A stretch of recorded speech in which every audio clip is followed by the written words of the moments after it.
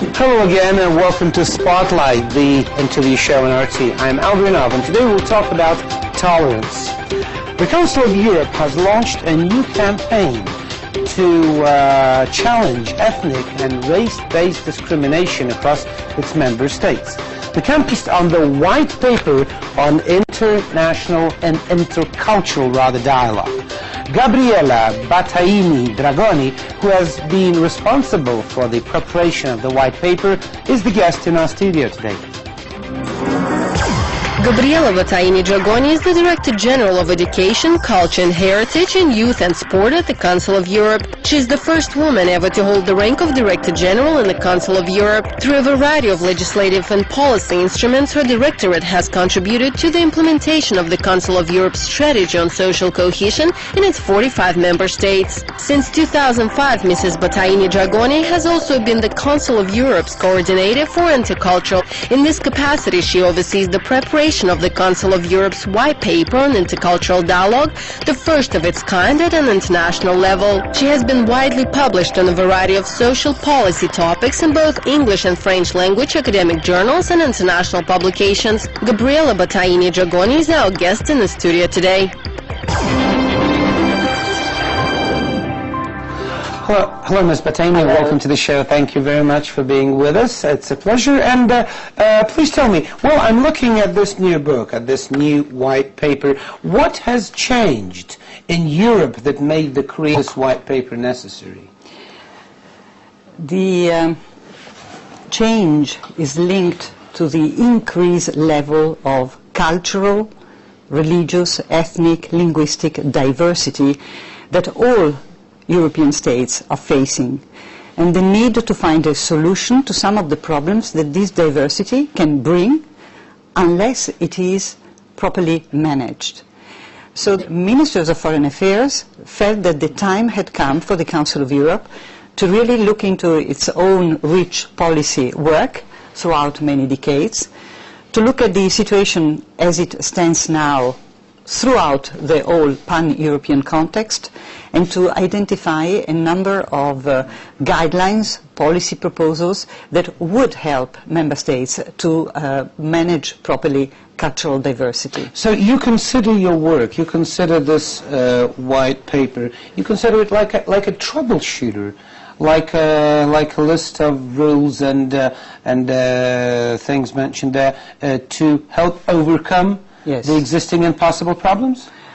Yes, it's an important tool to identify some of the answers to the many questions that cultural diversity is bringing. We do not pretend that we have found answers to all the questions, but we are very proud to say that using the important legal work of the Council of Europe in the field of human rights, democracy, the rule of law, and the important work also in the education and cultural field, we believe that we have been able to find some solutions. And the important aspect about this text is that it has been formally adopted by the Committee of Ministers of the 47 member states of the Council of Europe. Consequently, it is not a list of wishful thinking elaborated by the Secretariat, but it is the consensual position that these ministers were able to find after long negotiations to come to the result of this text. Well, you mentioned with pride that it was adopted by all the governments, but what reaction of the national governments do you expect once this paper was adopted and published? Are they obliged to follow your recommendations, or how? This is a very good question. Obviously here we are not in the field of what is conceived as an international treaty proper, which is for the countries that ratify it obligations. This is a white paper, that's why this terminology was used.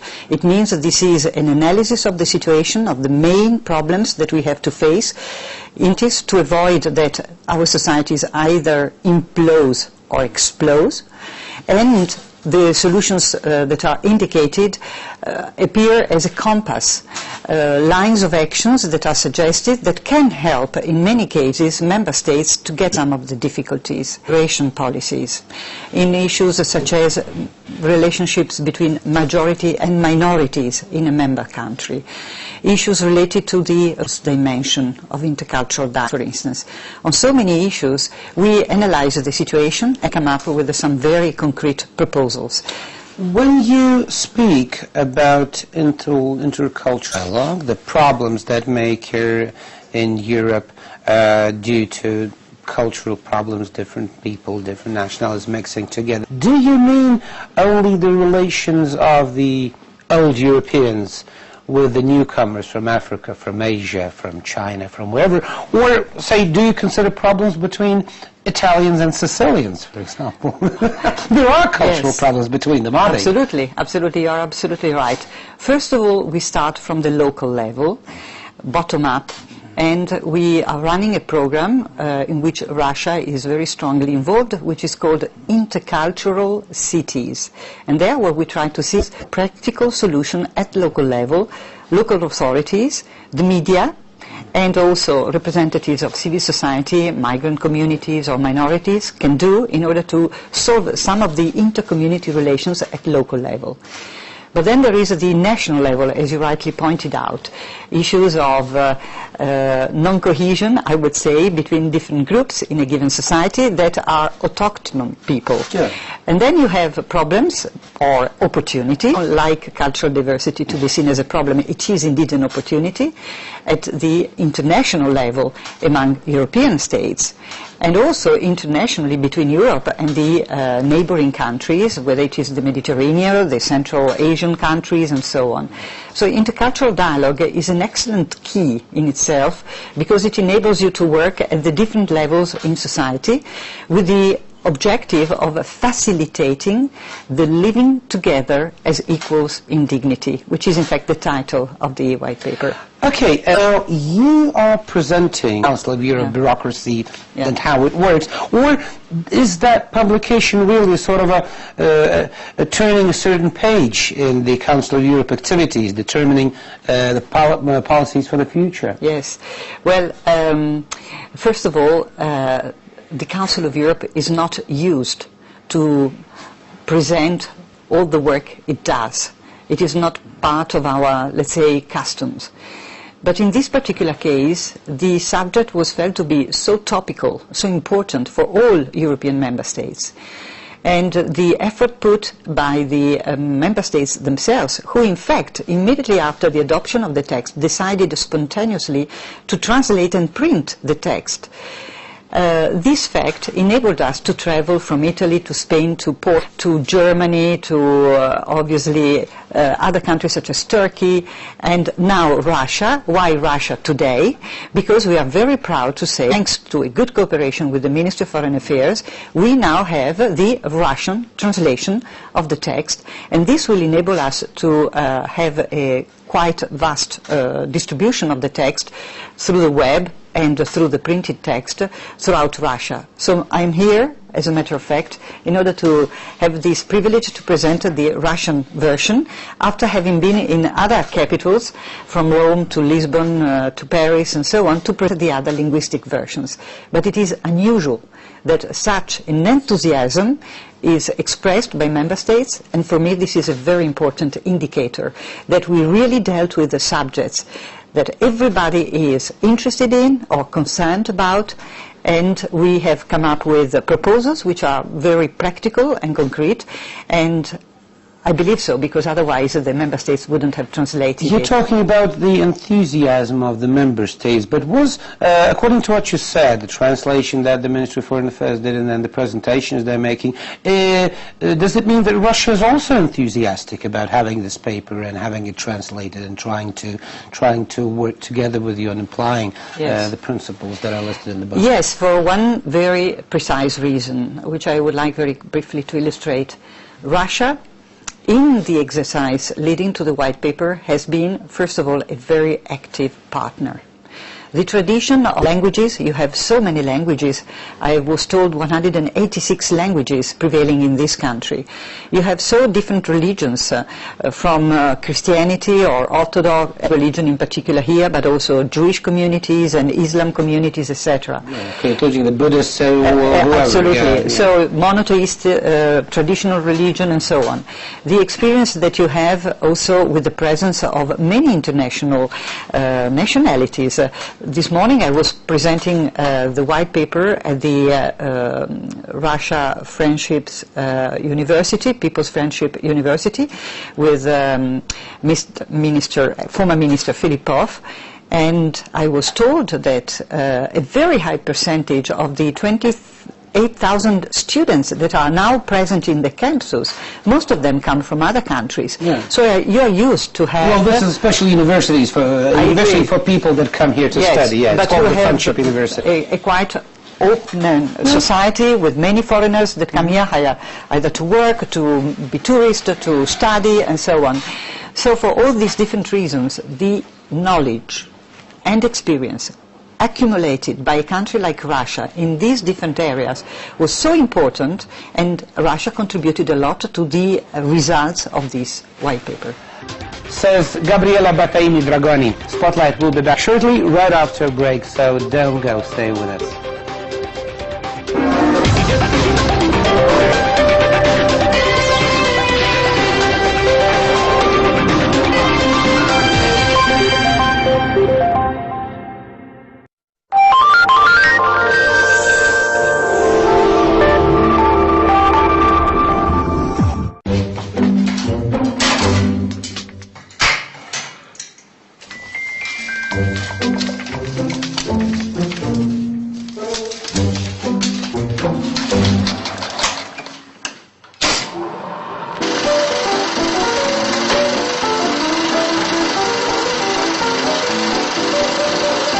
Do you want to get a fuller picture?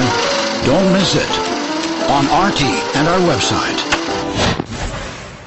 Hungry for the full story? We've got it firsthand. The biggest issues get a human voice, face to face with the newsmakers on RT. Every month with Future, we help you understand how we'll get there and what tomorrow will bring. The best in science and technology from across Russia and around the world. Join us for Technology Update on RT.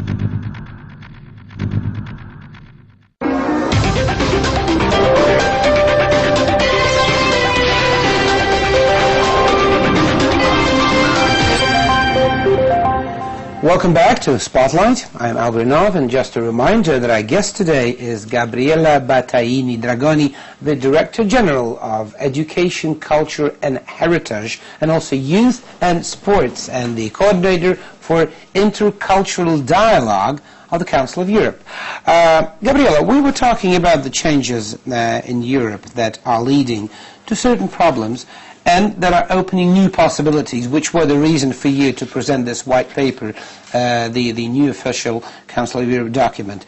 Well, Europe certainly is becoming globalized, and it creates not only possibilities, but many conflict situations. For example, of divorcing parents who, when people meet each other and fall in love, they feel themselves as part of like a united Europe. But when they start divorcing, they suddenly realize that they are citizens of different countries.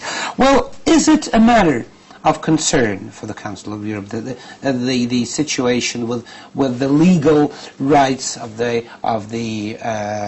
husbands and wives and the children when they get divorced? Yeah. The Council of Europe is very well known here in Russia because of its work, as I said before, on human rights, democracy and the rule of law. So let's stay a moment on this third part, the rule of law. The organization is known because of the important number of conventions, which means international treaties, that put obligations on member states and that have been produced during the 60 years of its existence. In fact, we celebrate this year its 60th anniversary. The most important conventions up to today are something around 200 conventions. It means that the work of legal people coming together at European level to define the basic criteria of what has to be a legal European space is very important. Among these texts, you will find also texts that deal with the issue of rights of children and also the issue of adoption and protection of children. So some of the answers to the difficult family problems that you have just mentioned are to be found in some of the legal texts that have been produced by the Council of Europe.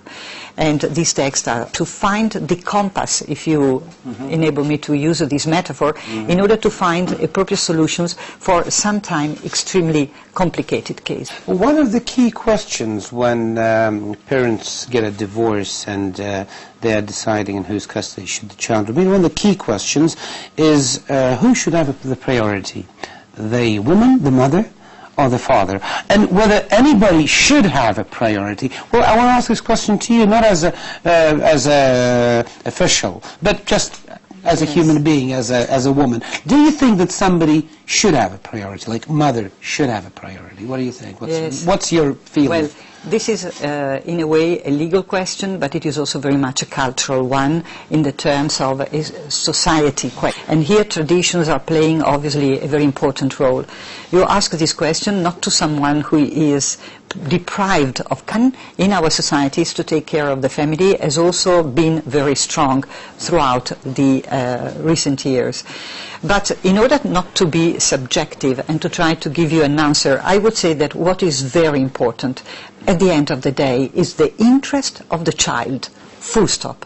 So it is very important for a judge or people who work in the social services taking care for the child and advising the judge to make in the complicated usually there's an easy way out, and we know that judging from the stories that we read in the press and watch on television. As a matter of fact, Spotlight's Elena Demidova has a report on the recent bitter custody battles.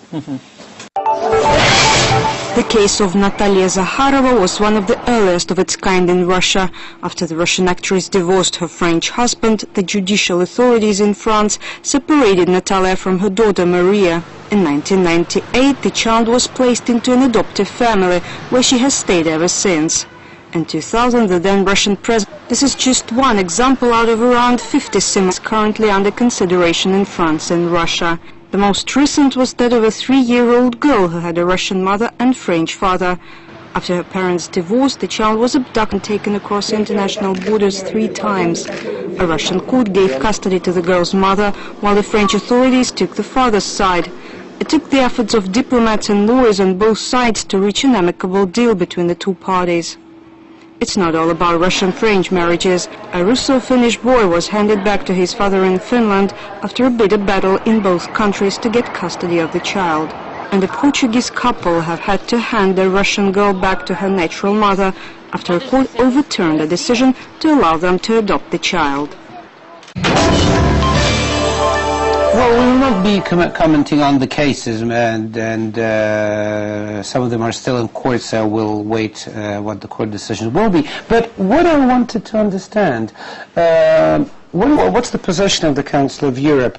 Is it more important, should it be more important, when a judge is making his decision, that the child will stay in the country that is considered more developed, in a place that's considered richer and more comfortable, yes? Or interests of the child may be something else, might be living in the culture that it was raised and so on and so forth. What would you say? Well, I think that the judge always looks, as I said before, to the basic principle of the interest of the child.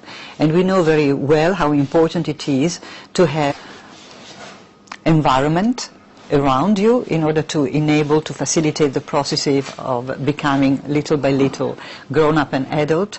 So I think that the issue is not so much linked to the well-being in material terms. I think it's more than that, and what the judge will look for is the seriousness and the ability by the parent that he will finally to really take care of the child, knowing that we as an organization, we insist very much on the issue of rights of children, because very often there is so much attention given to the rights of adults and not enough to the rights of children. So this is the way in which a judge would normally react, to take indeed into consideration the necessary processes of growth, which imply loving environment, security as far as possible, but not necessarily and exclusively a material level of well-being in one given country, which would make such an important difference. I hope the judges all thought and like you think.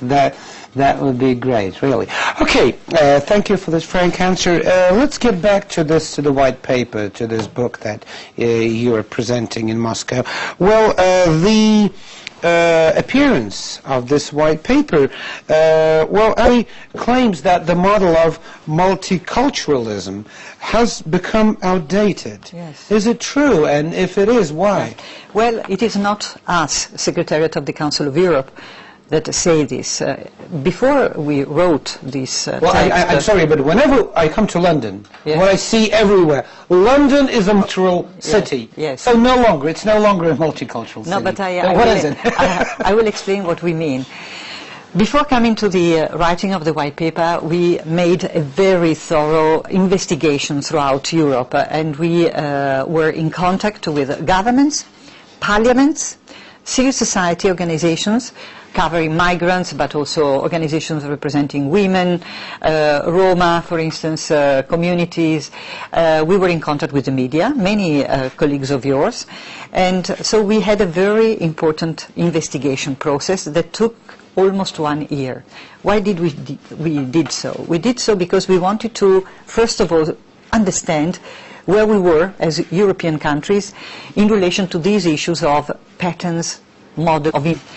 And you might be surprised to know, it was a big surprise for us as well, to find out that the two traditional models for integration, namely assimilation processes, where you have a majority imposing its own ethos, its own rules on the minority, on one side, and the other model, which is the one of parallel communities living next to each other, but not necessarily communicating or working together, the model which is prevailing in the UK, these two models were considered non-satisfactory for the purpose of integration. But the British are so proud about it. Not so much. And you call it non-satisfactory? Not so much anymore.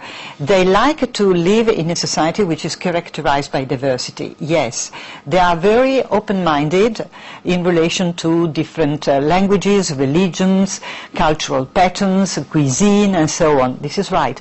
But the problem is that very often these different communities that have been come into existence in the UK, as in other countries, are closed. People live among themselves, all identical, I would say, within the community, and because of these closed communities, stereotyping, misperceptions can come up very quickly, and lack of trust between different communities also happen to take place. The result of it is that now the UK are strongly working on inter-community relations. Okay, so now we're moving from multiculturalism to cultural dialogue. To intercultural dialogue. Thank you. We hope that it will work. Thank you very much for being with us. And just a reminder that my guest today was Gabriela Battaini Dragoni, Director General of Education, Culture, Heritage, Youth and Sport, and Coordinator for Intercultural Dialogue of the Council of Europe. That's it for now from all of us here. We'll be back tomorrow with more. Until then, stay on RT and take care.